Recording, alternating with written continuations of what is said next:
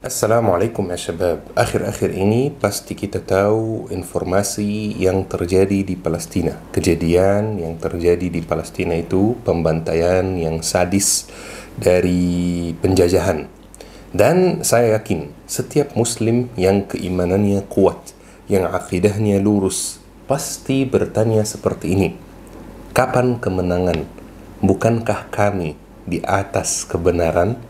Bukankah mereka di atas kebatilan? Kenapa Allah subhanahu wa ta'ala tidak menolong Palestina? Kapan kemenangan? Sudah lama Palestina dijajah, dibantai, dihabisin diam-diam. Kapan kemenangan? Insya Allah di kajian hari ini Uma akan menjawab semua pertanyaan ini.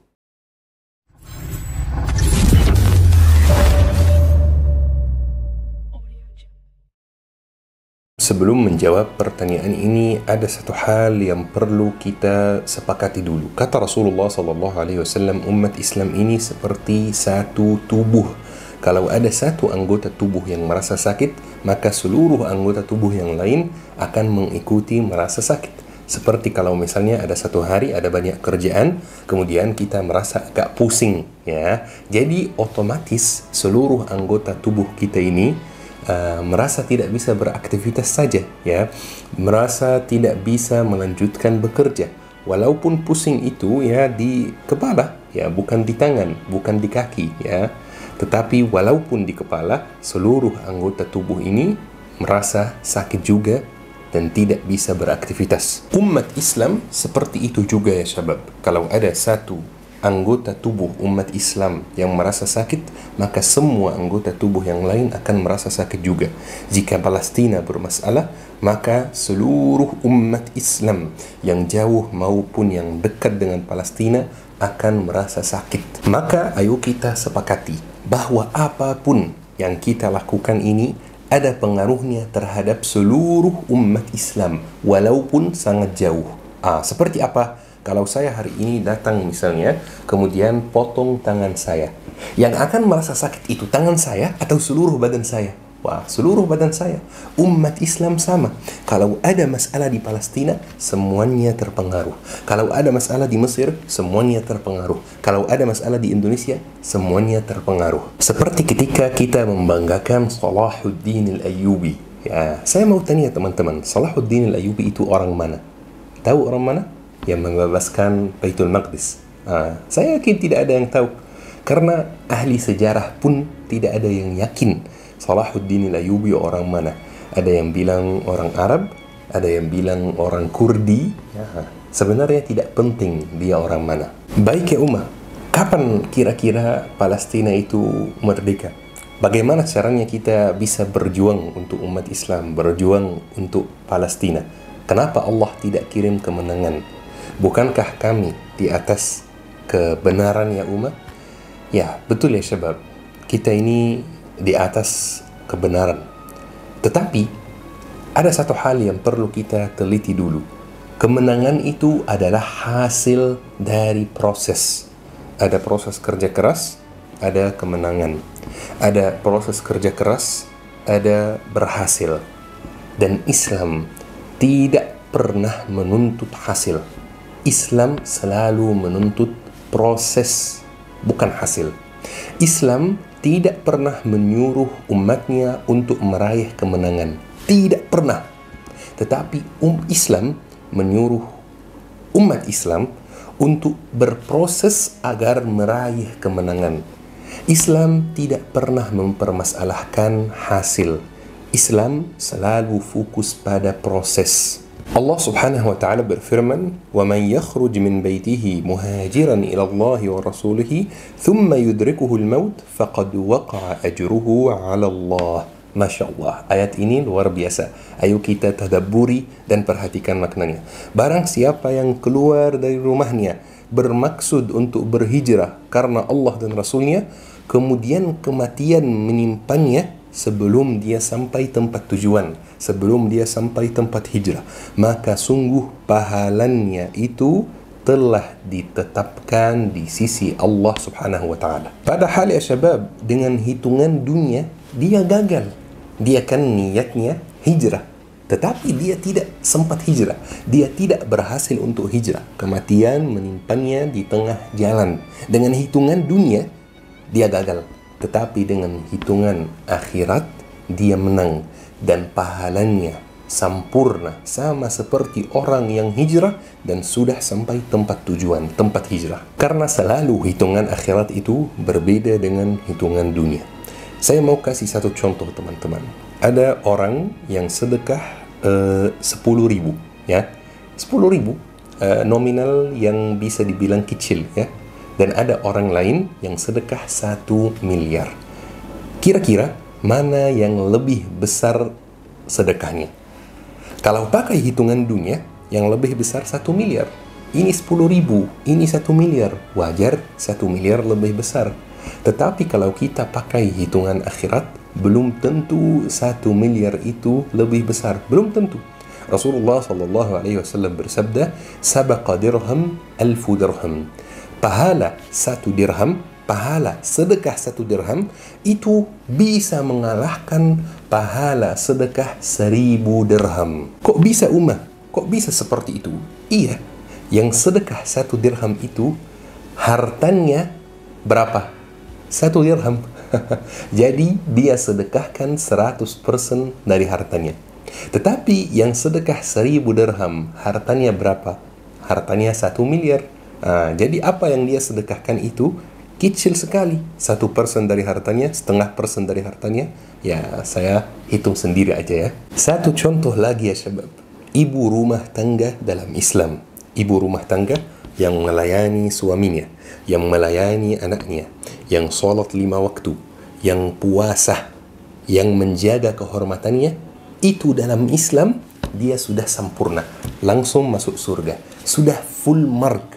Padahal dengan hitungan dunia, sayangnya di zaman kita ini dengan hitungan dunia, ibu rumah tangga yang seperti itu dianggap remeh, dianggap kurang produktif. Dengan hitungan dunia dianggap biasa saja karena dia tidak menghasilkan uang.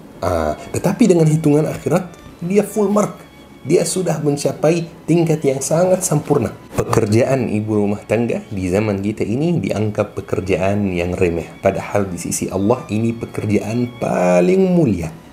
Pahala wanita yang bekerja belum tentu seperti pahala ibu rumah tangga yang hanya fokus dengan rumah tangganya. Saya nggak bilang wanita bekerja itu haram ya. Itu beda cerita. Maka teman-teman tidak perlu begitu fokus dengan hasil. Lebih baik fokus pada proses. Itulah yang Rasulullah SAW ajarkan kepada kita. Menjadi muslim yang bermanfaat buat Palestina. Apa yang kita lakukan dalam kehidupan sehari-hari kita itu sebenarnya pengaruh terhadap Palestina, teman-teman. Walaupun kita sangat jauh dengan Palestina. Menjadi muslim yang lebih baik, muslim yang lebih taat, itu jauh lebih bermanfaat buat Palestina daripada hanya bertanya, kenapa Allah tidak menolong Palestina? Kapan kemenangan? Walaupun Islam menyuruh kita untuk fokus pada proses, tetapi ada perintah juga dari Allah bahwa kemenangan Allah itu dekat. Dekat itu kapan? Dekat itu ketika kita berhasil memperbaiki diri sendiri sebagai orang muslim. Sebelum tanya diri sendiri, kenapa Allah tidak menolong Palestina? Tanya diri sendiri juga, berapa kali khatam Al-Quran? Tanya diri sendiri, berapa ayat yang kita hafal dari Al-Quran setiap hari? Tanya diri sendiri, berapa ayat yang kita tadabburi setiap hari?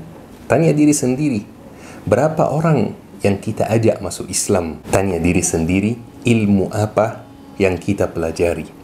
Jangan sampai kita duduk di kamar, rebahan, main HP, main IG, dan bertanya, kenapa Allah tidak menolong Palestina? Kapan Allah kirim kemenangan? Wajar kemenangan belum ada. Karena Allah Subhanahu wa Ta'ala menyuruh kita fokus pada proses, bukan pada hasil. Tetapi kita lebih fokus pada hasil, yaitu kemenangan, dan meninggalkan proses. Proses itu apa? Proses itu adalah proses memperbaiki diri untuk menjadi muslim yang lebih baik. Kata Umar bin Khattab, kita ini orang muslim mengalahkan musuh kita Karena maksiat musuh kita lebih banyak dari maksiat kita. Makanya Allah kirim kemenangan. Ketika maksiat kita setara dengan maksiat musuh kita, maka mereka yang akan menang. Ketika Amr bin al-As dikirim oleh Umar bin Khattab kepada negeri Mesir untuk menakluk Mesir, untuk menyebarkan Islam di Mesir. Amr bin al-As 2 tahun kelilingi kota Iskandaria, tidak bisa masuk kota Iskandaria. 2 tahun itu waktu yang sangat lama. 2 tahun tidak bisa masuk kota Iskandaria, yang merupakan waktu itu ibu kotanya Mesir. Langsung Umar bin Khattab kirim surat, kalian tidak bisa masuk kota Iskandaria karena maksiat kalian sebagai prajurit, sebagai individu sudah sangat banyak. Makanya Allah menghalangi kemenangan. Proses kamu kurang sempurna. Makanya Amr bin al-As langsung mengajak prajurit, langsung mengajak pejabat, langsung mengajak panglima untuk muhasabah diri sendiri, memperbaiki diri sendiri, taubat istighfar dari dosa-dosa yang mereka lakukan, dan alhamdulillah mereka berhasil masuk kota Iskandaria. Jangan berharap Palestina merdeka kalau proses kita sebagai individu, sebagai muslim belum sempurna. Jangan berharap Palestina merdeka kalau di hati kita masih ada banyak rasa dengki. Jangan berharap Palestina merdeka kalau akhlak kita belum baik, saling mencaci maki di sosmed, saling menghina di sosmed. Jangan berharap Palestina merdeka kalau kita masih jauh dari Al-Quran. Jangan berharap Palestina merdeka kalau masih banyak akhwat yang belum berjilbab. Jangan berharap Palestina merdeka kalau masih ada orang muslim yang tidak sholat. Jangan berharap Palestina merdeka kalau masih ada orang muslim yang makan riba, pinjol, dan lainnya. Jangan berharap Palestina merdeka kalau ada orang muslim yang masih main judi. Jangan berharap Palestina merdeka kalau masih ada istri yang tidak nurut sama suaminya, yang menantang suaminya. Jangan berharap Palestina merdeka kalau masih ada suami yang tidak menafkahi istrinya, yang tidak bertanggung jawab atas istrinya dan anaknya, yang main fisik dengan istrinya. Jangan berharap Palestina merdeka kalau gibah itu menjadi aktivitas seharian kita. Hampir setiap hari kita gibah. Jangan berharap Palestina merdeka kalau membicarakan keburukan orang lain itu sudah hal yang biasa dan sudah hal yang tidak aneh lagi. Kok bisa Apa hubungannya emang maksiat kita yang sehari-hari itu dengan kemerdekaan Palestina? Emang ada hubungannya? Iya teman-teman, ada hubungannya. Kita ini satu tubuh. Kita satu tubuh. Kalau tangan sakit, kaki sakit, terus kepala sakit, terus mata sakit, telinga sakit, hidung sakit, mulut sakit, itu bisa dikatakan badan yang tidak sehat, teman-teman. Tetapi kalau semuanya sehat, maka badan ini akan dikatakan badan yang sehat. Tubuh umat Islam seperti ini, terdiri dari anggota-anggota, individu-individu. Umat Islam ini terdiri dari saya, terdiri dari Anda, terdiri dari dia. Kalau saya sehat, Anda sehat, dia sehat, maka tubuh umat Islam ini akan dikatakan umat tubuh yang sehat juga. Jika saya sakit, jika Anda sakit, jika dia sakit, maka tubuh umat Islam ini akan dikatakan tubuh yang tidak sehat. Maka jika Anda mau Allah kirim kemenangan, jika Anda mau Palestina merdeka, maka perbaiki diri Anda. Dan ini muhasabah buat umat sendiri juga ya. Umat berceramah, umat mengatakan seperti ini tidak berarti umat itu orang baik yang sudah sempurna. Tidak berarti umat ini orang terbaik di antara teman-teman yang menonton. Saya yakin banyak dari teman-teman yang menonton itu jauh lebih baik dari umat. Cuman Allah memudahkan jalan umat untuk mengingatkan teman-teman dari mimbar ini, ya, dari channel ini. Itu saja ceritanya. Maka teman-teman, ayo kita perbaiki diri sendiri agar Palestina insya Allah merdeka. Baik. Bagaimana caranya support Palestina? Saya kasih 3 cara teman-teman. Ada 3 cara yang kita bisa lakukan untuk support Palestina. Lebih sempurna, lebih afdal, 3-tiganya dilakukan. Saya yakin insya Allah banyak yang bisa melakukan 3-tiganya karena memang 3-tiganya tidak sulit teman-teman. Cara yang pertama adalah mendoakan saudara kita di Palestina. Saya mau bertanya teman-teman, coba teman-teman jawab sendiri di rumah. Kapan terakhir kali antum mendoakan saudara kita di Palestina? Hari ini, 2 hari yang lalu, seminggu yang lalu. Ayo kita rutinkan setiap hari kita mendoakan saudara kita di Palestina. Jangan anggap doa itu remeh. Kata Rasulullah SAW, "Ad-du'a'u silahul mu'min." Doa ini adalah senjatanya orang mukmin, masya Allah. Hal kedua yang kita bisa lakukan, membantu dengan harta, membantu dengan uang. Karena memang saudara kita di Palestina lagi membutuhkan banyak hal. Tetapi harap perhatikan, kita ini salurkan uang kita kemana? Ke tempat yang benar atau ke tempat yang salah? Ya, jadi fokus mana tempatnya yang benar-benar uang yang kita salurkan ini akan sampai pada atau akan sampai ke saudara kita di Palestina. Hal ketiga yang kita bisa lakukan, meluruskan informasi yang salah tentang Palestina di sosmed. Beberapa hari yang lalu, saya melihat video, ada orang malah menyuruh saudara kita di Palestina untuk hijrah, bukan jihad. Hijrah, bukan jihad. Ini kesalahpahaman yang luar biasa.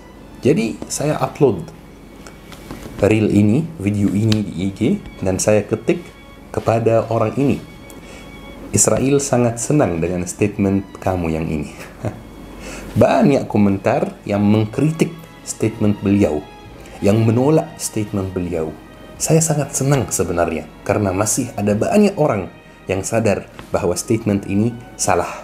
Salah satu tugas kita meluruskan informasi yang salah tentang Palestina yang ada di sosmed dan menyebarkan informasi yang benar, khususnya ke generasi yang lebih muda dari kita, khususnya kepada anak-anak, khususnya kepada anak yang umurnya 3 tahun, 4 tahun, 5 tahun, menjelaskan kepada mereka apa itu Baitul Maqdis, apa itu Palestina, kapan Palestina dijajah oleh siapa, keutamaan Baitul Maqdis dalam Islam, dan menjelaskan banyak hal yang seperti ini.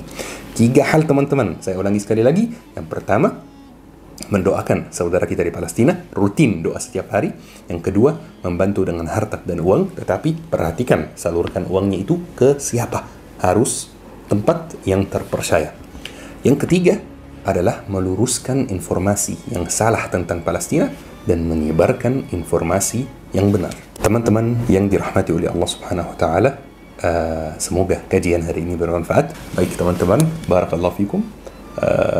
Ayo kita akhiri kajian hari ini dengan doa kafaratul majlis. Subhanakallahumma bihamdik, asyhadu an la ilaha illa anta, astaghfiruka wa atubu ilaik. Syukran. Wassalamualaikum warahmatullahi wabarakatuh.